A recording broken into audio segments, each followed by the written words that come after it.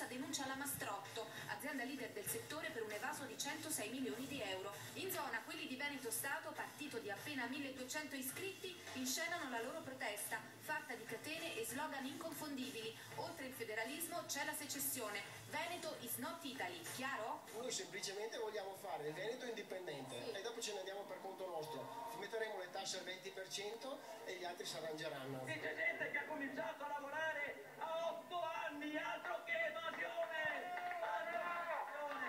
Ciclicamente governi di destra, di sinistra e anche di Lega adesso lanciano il fumogeno dell'evasione come problema dello Stato italiano. Il problema dello Stato italiano non è l'evasione, il problema dello Stato italiano è che abbiamo un apparato burocratico, politico tra i più costosi del mondo. Siamo qua ad Arzignano perché in questi giorni si ha compiuto una delle grandi mistificazioni di cui l'Italia si maestra, quella di associare la figura dell'imprenditore alla figura dell'evasore. Perché l'evasione è anche il dipendente che fa il doppio lavoro, capisce? Anche il dipendente che fa il doppio lavoro, o c'è anche lo statale che fa il doppio lavoro, però si parla sempre dell'imprenditore e questo non è giusto. Guardi, le dico una cosa, allora chi è in piazza oggi sicuramente non è il grande evasore, perché i grandi evasori oggi sono sul lago o al mare con la barca.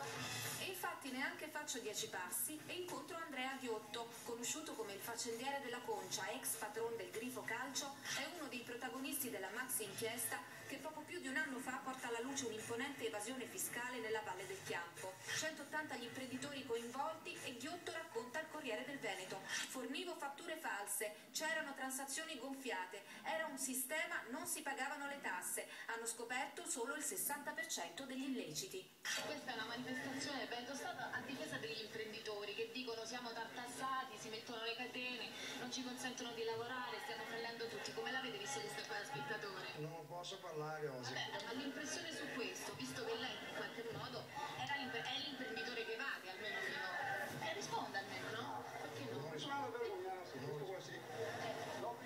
Ma perché è venuto qua a vederli? Sono venuto a bere caffè.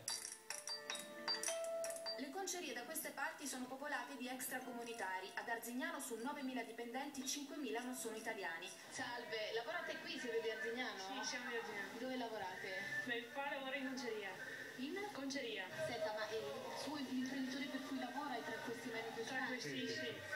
Che lavoro fa? Ma lavoro consiglieria. E che fa materialmente praticamente? No, lavoro a tirare. Io lavoro poco, però consigliamo 8 ore, 9 ore lavoro. Il contratto sì. Quanto prende al mese? 800 per 700 così. Nella sola provincia di Vicenza, su 419.000 unità di lavoro, oltre 33.000 sono irregolari.